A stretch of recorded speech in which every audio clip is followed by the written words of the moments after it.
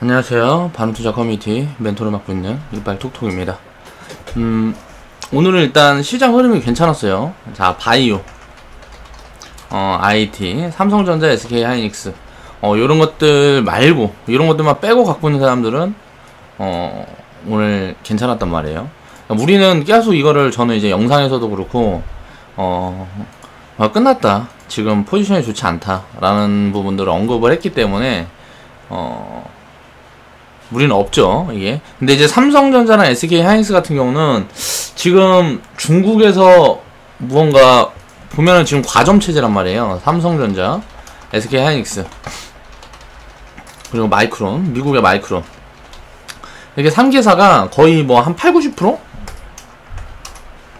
반도체 시장이 한 8, 90%를 지금 과점하고 있는 상태예요. 그렇다 보니까 중국에서 니네 반도체가 너무 비싸다. 좀 가격을 어떻게 낮춰두는지 아니면 가격 담합한 거 아니냐. 라는 괜히 딴지를 걸고 있는 거죠.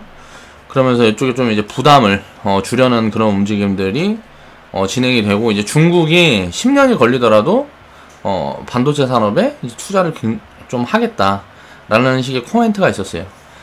그러니까 안 좋은 얘기만 계속 있죠. 삼성전자 같은 경우는 지금 우리나라 지배구조 뭐 이런 법적인 문제 때문에도 삼성전자는 지금 조심해야 되는 게 매물을 부르는 상황이 나올 수 있어요. SK하이닉스가 오히려 삼성전자보다 좀 덜한 게, 지금 보면 삼성전자 같은 경우는 삼성생명이 갖고 있는 게 지금 한 25조 정도 있어요. 보유 지분이. 삼성생명이 한 25조 정도 있는데 요 중에 한 20조를 팔아야 돼요. 뭐 보험업, 무슨 뭐 보험업법인가? 보험법인가? 뭐, 아무튼 이거 해갖고, 이제 뭐,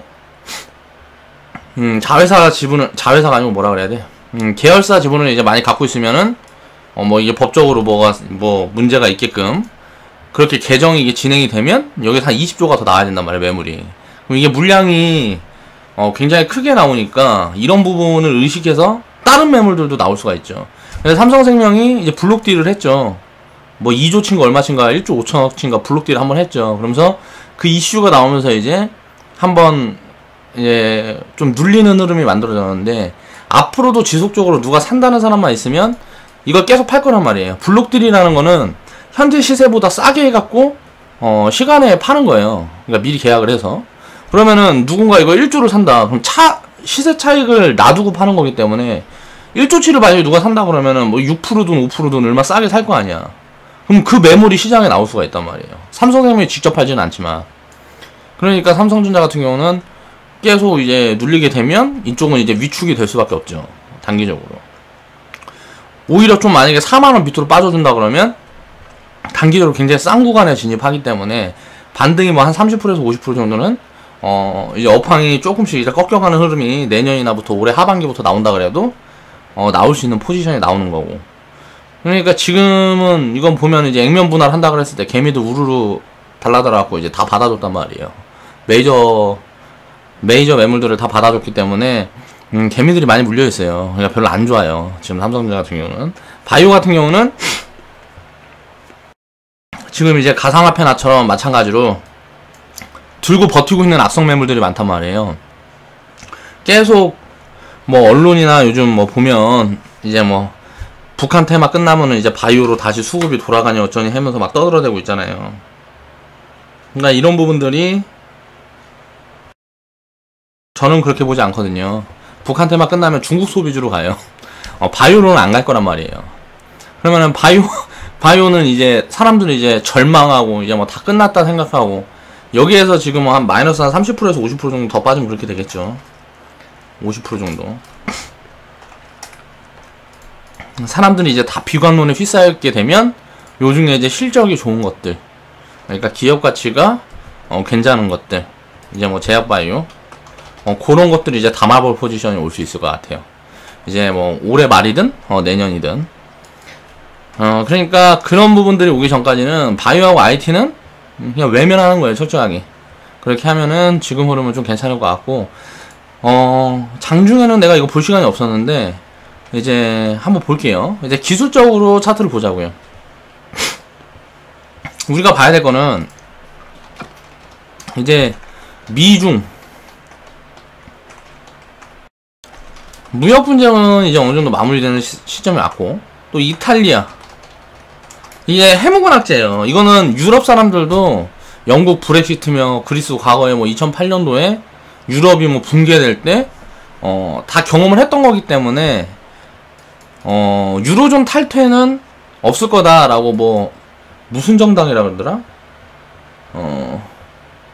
아무튼간 이상한 정당이 아무튼 거기 지지율이 높아지면서 이게 리스크가 불거지고 했던 건데, 그런 부분들이 이제 해소되는 그런 과정에 있어요. 왜 빚을 지금 새로 공급받지 않으면 굉장히 경제가 심하게 무너지는 그런 상황이기 때문에 국민들은 정말 힘들어진단 말이에요. 유로존에서 만약에 이탈리아가 나가면, 이탈리아에 돈 빌려줄 때는 유로존밖에 없는데 유로존에서 나가면 어떻게 되겠어요? 굉장히 힘들어지겠죠. 누가 돈도 안 빌려주니까.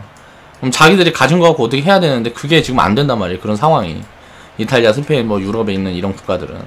그러니까 자기들끼리 뭉쳐. 왜? 이탈리아가 만약 유로존에서 나가면 그동안 다른 유럽에다 이제 뭐 수출을 하고 뭐하고 하면 관세도 없이 서로 이렇게 그런 부분들이 이제 자유롭게 됐는데, 유로존에서 나가는 순간 다 관세를 뚜준 게 맞을 거 아니에요.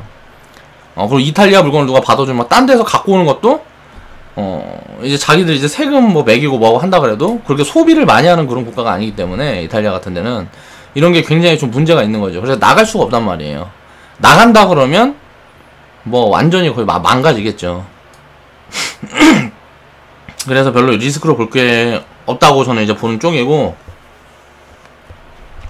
그러니까 미국, 중국 경기가 꺾이지 않으면 일단 기본적으로는 경기가 꺾이지 않는 한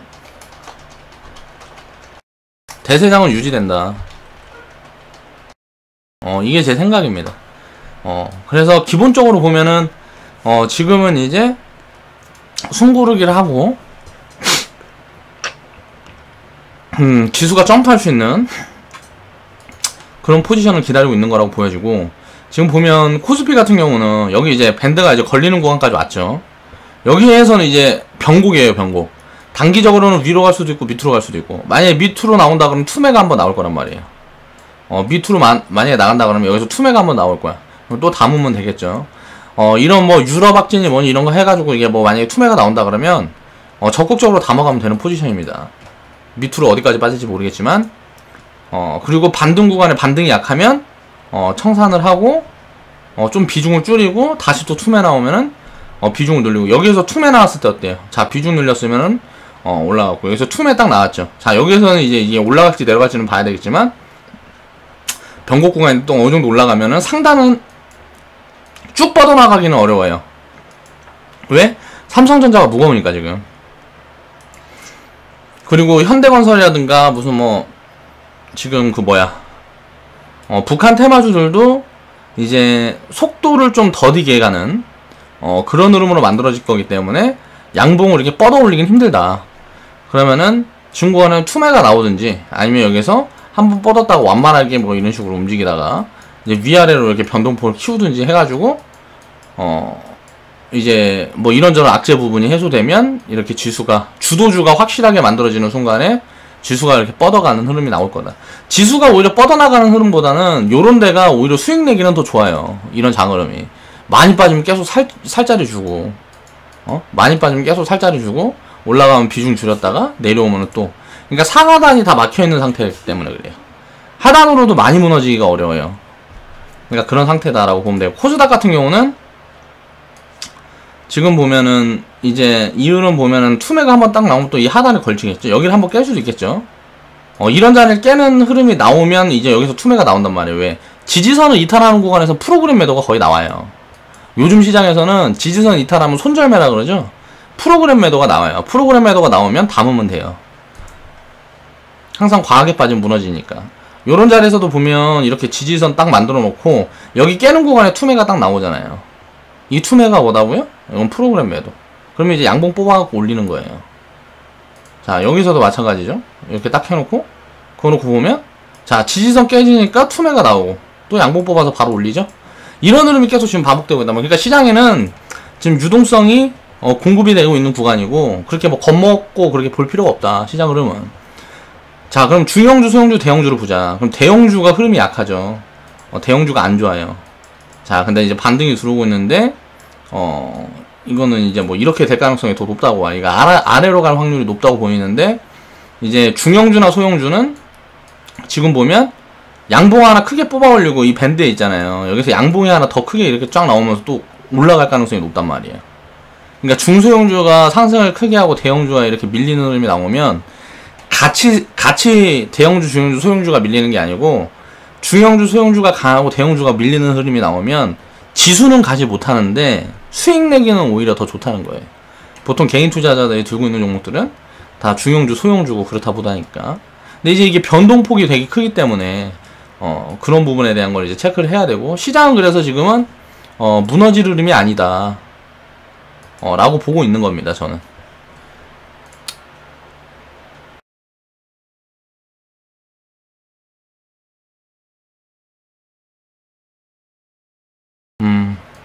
뭐 그 정도 보면 될 것 같고, 이제 오늘 해볼 이야기는 이제 한국 주식만 이야기하는데 세계 주식들도 다 마찬가지다.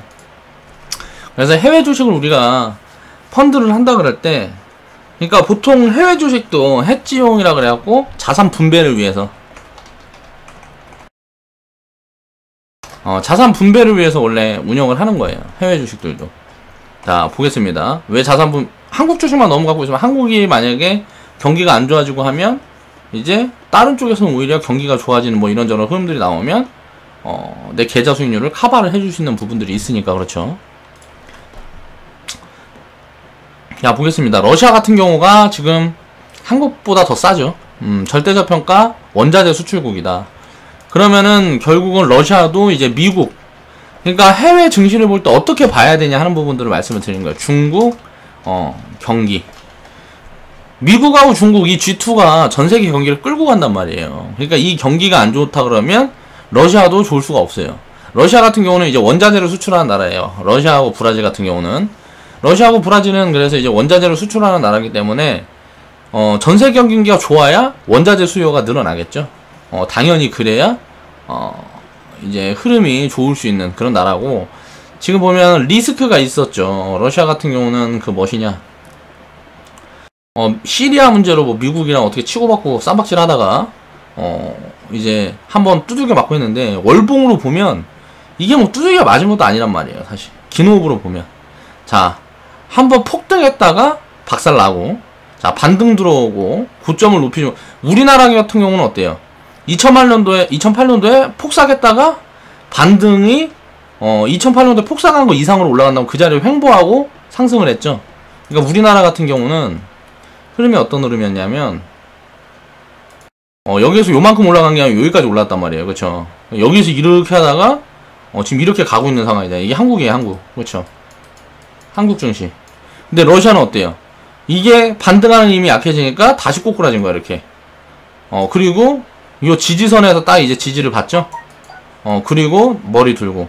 이거를 돌파를 해내야 이제 추세 전환이 되는 거죠. 그럼 이게 추세 전환이 되기 전에 한 번 더 이렇게 공포 분위기를 만들 수도 있고, 이 자리에서 다지고 올렸다가 여기서 눌림을 줄 수도 있고, 그러면은 우리가 딱 계산을 해보는 거예요. 그러면 전 세계 증시 경기가 지금 당장 이제 무너지지 않고 흐름이 좋은 흐름으로 간다 라고 봤을 때, 요 자리만 이제 돌파를 해놓으면 러시아 같은 경우는 펀더멘탈이 굉장히 저평가니까 날아갈 수 있겠구나. 굉장히 크게. 어디까지? 일단 2500포인트까지 열려있을 수 있겠다. 그럼 지금 1100포인트에 있으니까 더블 이상 나오겠네. 지수가 더블 이상 나오면 종목들은 많이 가겠죠? 그럼 우리가 펀드를 할 때 러시아 같은 경우는 이 원자재 이쪽에다 이제 투자를 해야 되는 거죠. 원자재하고 이제 뭐 에너지가 있죠. 뭐 원유나 뭐 이런 쪽, 그런 거 에너지들이 있죠. 그런 쪽에 이제 투자를 하는 거고. 그러니까 러시아 증시에 직접 투자할 수 있는 방법은 뭐 찾아보면 있겠죠. 그래서 러시아 증시가 지금 괜찮다. 펀더멘탈도 굉장히 싸고, 굉장히 괜찮다 라고 볼 수 있는 거고. 자, 그 다음에는 이제 브라질 같은 경우 보면 어때요? 브라질 같은 경우는 러시아보다 보면은 2008년도에 무너졌다가 러시아보다 많이 올라왔죠? 그리고 조정폭이 약하죠? 이거 러시아보다 단단하다는 거죠. 그리고 나서 지지선 이탈하는 투매가 나오고 그 자리부터 바로 들어올리죠. 항상 이게 지지선을 이탈하는 투매는 뭐라고 해요, 이거는? 막 프로그램 매도하고 공포에 질려 사람들이 다 던지는 구간이에요. 손절 잡는 구간이라고. 사람들이 손절 잡는 구간은 무조건 기회예요. 그 자리부터 바로 지수를 보면은 88,000포인트까지 갔으니까 거의 40,000포인트에서 거의 더블 나왔잖아요. 40,000포인트에서 더블 나왔잖아. 지수가 더블 나왔으면 종목들은 훨씬 많이 갔겠죠. 이런 포지션을 볼 수가 있는 거예요. 그리고 나서 지금 이제 눌리는 구간이죠. 그럼 눌리면 일단 고점을 돌파해놨으니까 어디까지 갈 거냐. 브라질 같은 경우는 이제 지금 통화, 그러니까 환율 국면에서도 채권 같은 경우가 금리를 많이 주고 뭐하고 했지만 환율이 안 좋아갖고 채권 수익률이 별로 좋지가 않았어요. 채권 펀드 같은 것도. 근데 지금은 이제 이게 밀리게 되면 환율 같은 부분에서도 적립 투자로 하면 긍정적이란 말이에요. 그래서 내가 봤을 때는 한 65,000포인트 밑으로까지 내려오면 그때부터는 적극적으로 적립으로 뭐 한 달에 얼마씩 해가지고 적립으로 이제 70,000포인트 넘어가기 전까지 70,000포인트 넘어가기 전까지 적립으로 모아가는 거예요. 펀드를 이렇게 모아가면 일단부터는 이제 더 이상 이제 불입을 멈추고 가진 걸로 보유하는 그런 포지션을 취하면 아주 좋은 포지션이 나온다. 지금 당장은 아니라는 거죠. 러시아는 어때요? 러시아는 지금 당장 괜찮아 보인다. 지금 당장부터 모아갈 포지션이다. 지금 당장부터 모아갈 포지션이고, 브라질은 기다려야 된다. 러시아와 브라질은 원자재 수출국이기 때문에 미국, 중국 경기가 꺾이기 전에는 무너지지 않는다라는 걸 알고 있어야 된다는 거죠. 자, 중국은 어때요? 뭐 무역 분쟁이니 뭐니 하면서 지금 투매가 막 나와 있단 말이에요. 지금 아주 좋은 포지션이죠. 자, 항상 보면 어때요? 이 지지선 이탈하는 이 구간이 투매 구간, 침체 구간이란 말이에요. 이 구간에서 2, 3년 이렇게 모아갔으면 지수가 2,000포인트에서 5,000포인트까지. 지수가 몇 배예요? 자, 1.5배. 2.5배. 1.5배구나. 그러니까 지수가 150% 뛰었다는 거야. 지수가 150%. 그쵸? 지수가 150% 튀고 이제 눌림목 만들고 이제 지지를 만드는데 결국은 어때요? 어떤 그림이다? 결국은 이렇게 가는 그림이다. 여기에서 이제 위아래로 이렇게 움직이면 이때는 어때요? 버블을 확대한 구간이죠? 1000포인트에서 6000포인트까지 600%가 상승을 했어요. 버블이 엄청나게 껴있는 거예요. 그러니까 박살 나는 거죠. 이때가 언제예요? 2006년, 7년도에. 가장 핫했던 중국 증시라는 거죠. 그리고 박살나고 버블이 심하게 꼈으니까 반등을 바로 주지 못해요. 우리나라 과거에 코스닥이 IT.com 버블 때 버블이 심하게 끼니까 반등이 강하지 못해요. 반등이 30%밖에 안 나오는 거야. 다른 데는 다 50%, 70%씩 나왔잖아요. 2008년도에. 2008년도 폭락 이후에 50%, 70%씩 나왔다고. 펀더멘탈이 안 받쳐주기 때문에 반등이 약하게 나오는 거란 말이에요. 그리고 이제 소외돼서 못 가고 이렇게 바닥을 기다가 한번 머리 들고 이제 올라가는 흐름이란 말이에요. 지금 자리에서 이렇게 추세선 그어놓으면 어떻게 해요? 이렇게 추세선 그어보면, 자, 투매 구간, 아주 좋은 구간이잖아요, 포지션이.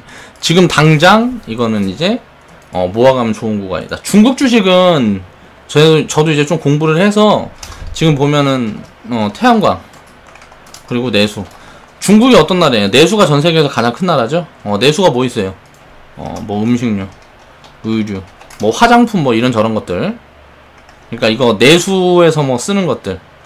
생활 필수품이라든가, 뭐 내고 소비재, 뭐 음식료, 의류, 우리가 일상생활에 꼭 필요한 것들.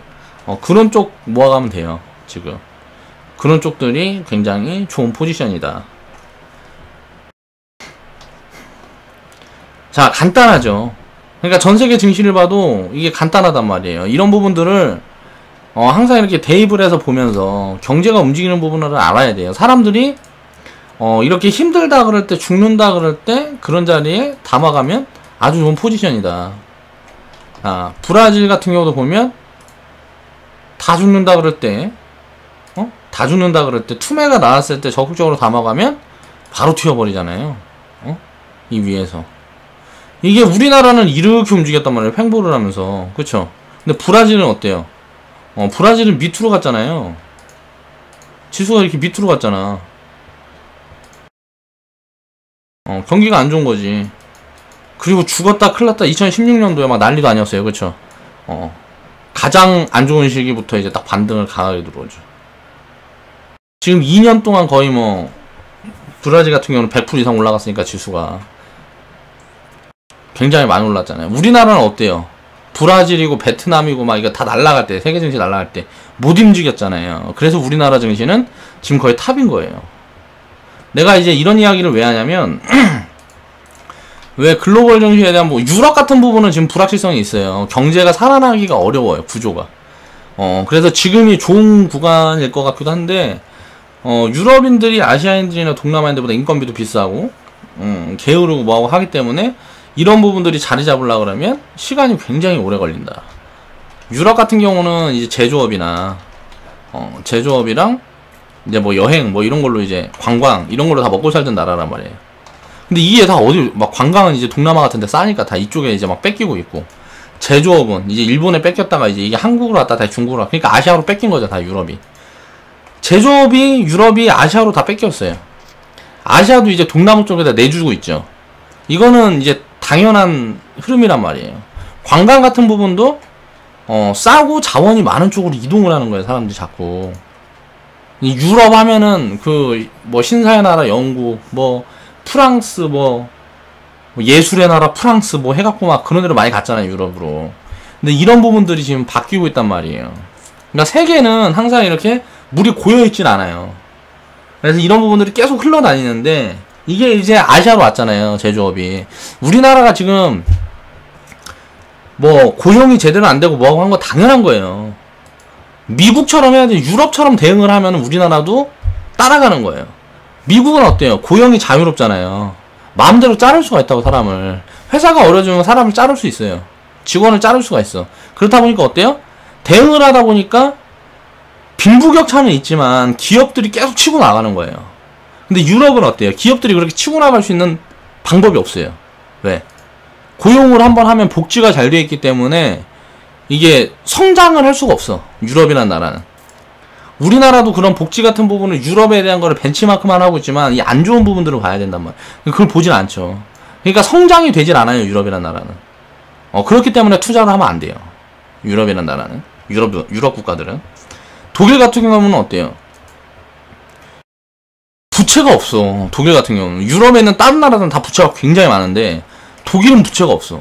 그러니까 독일만 치고 나가는 거예요. 뭐 복지가 그렇게 돼 있고 뭐하고 해도 독일 같은 데는 부채가 없으니까 계속 이제 나아갈 수가 있는 거예요. 한국은 어때요? 빚 많죠.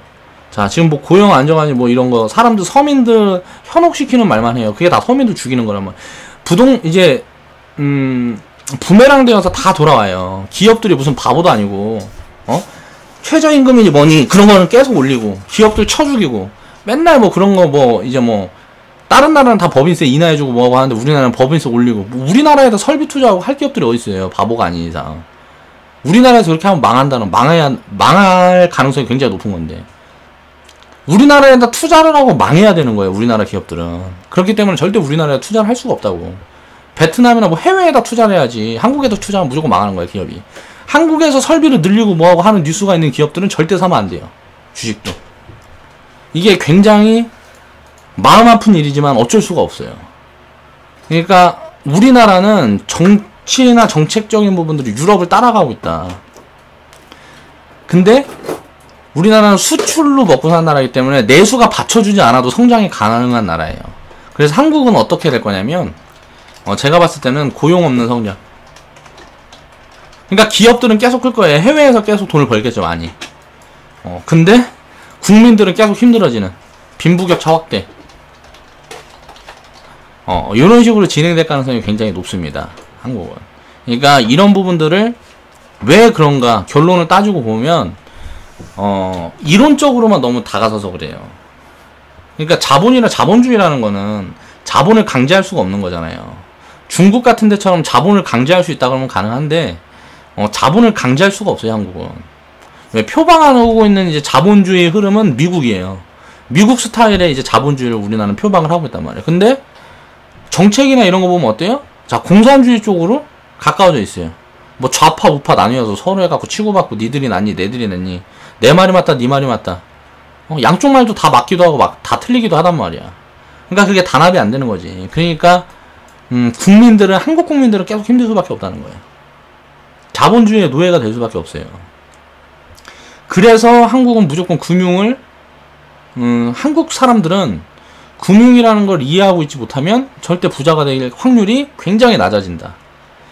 내가 엄청난 탤런트를 가지고 있어서 뭐 연예인을 한다거나 무슨 뭐 이런저런 거 해가지고 탁 벼락부자가 되거나 뭐가 되지 않는 이상 부모한테 많은 돈을 물려받는다거나 그런 게 되지 않는 이상 한국은 열심히 일만 해갖고는 절대 부자가 될 수 없는 나라예요.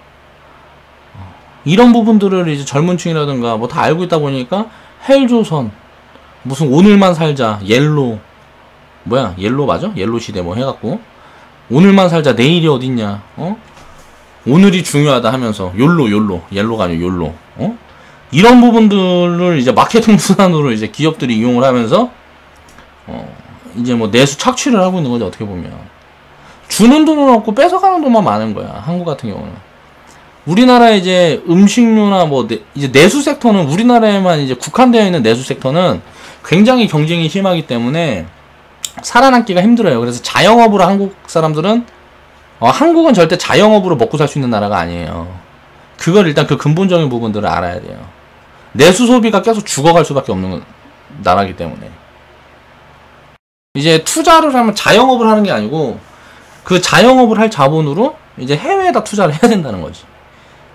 예를 들어서 무슨 식당을 내가 우리나라에 살 거면 중국 같은데 베트남 같은데 이제 내수 시장이 굉장히 커질 수밖에 없는 굉장히 지금 크고 커질 수밖에 없는데 이제 뭐 프랜차이즈 사업을 하는 기업의 주식을 산다든지 무슨 뭐 백화점 사업을 하는 주식을 산다든지 뭐 온라인 전자상거래라는 주식을 산다든지 그런 걸 해야 된다는 거죠. 우리나라에서 자영업을 할 거면 그걸 가지고 있는 게 우리나라에서 자영업 하는 것보다 돈이 더 돼요. 달달이 무슨 뭐 1년 2년 이렇게 갈수록 이제 내가 확보할 수 있는 돈이 더 늘어난다고. 우리나라에서 자영업에서는 답이 없다. 우리나라 자영업자 거의 지금 한 30% 50% 이상은 다 그럴 거예요. 그 뭐 해갖고 50%가 뭐야 한 70% 이상은 직원들 월급보다 못 받아갈 거라고 사장들이 다. 그러니까 누가 그 장사라고 하겠어. 그렇게 되면 어떻게 되겠어. 부동산 당연히 꺼지겠지. 건물값 떨어지고 임대가 나중에 안 될 테니까. 임대가 안 나가고 뭐 하고 하면 건물은 어떻게 돼요. 건물값은 빠지겠죠.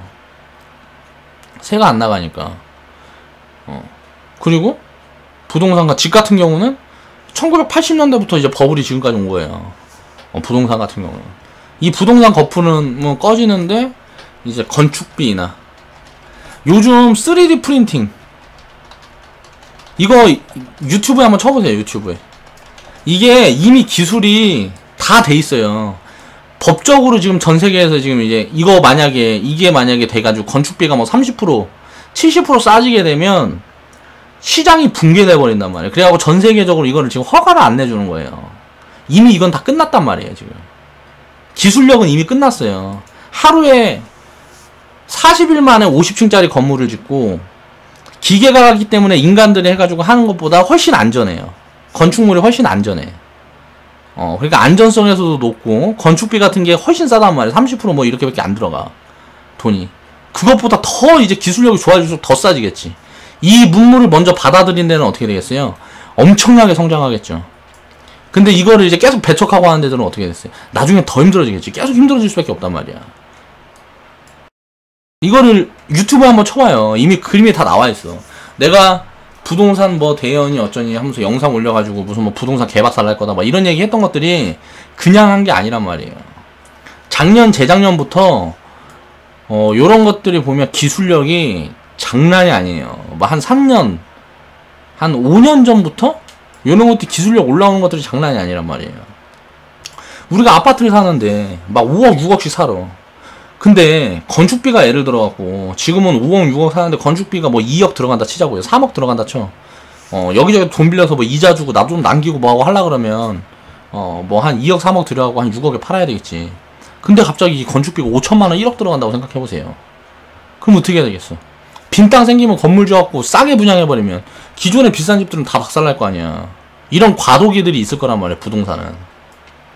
그래서 지금은 건축물이 만들어진 데는 절대 투자를 하면 안 돼요. 이건 또 몰빵이잖아, 부동산 투자는. 부동산은 몰빵이야. 주식처럼 분산 투자가 안 된다고. 몰빵. 주식하면서도 몰빵 절대 하지 말라 그러잖아요. 이거 뭐 빚져갖고 레버리지 주잖아. 레버리지. 자, 금리 올라가지.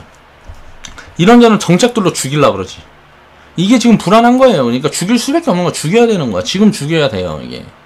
여기에서 더 가서 죽여버리면 난리 난다고. 그러니까 지금이라도 죽여야 돼. 지금도 이미 이게 너무 심각해졌어.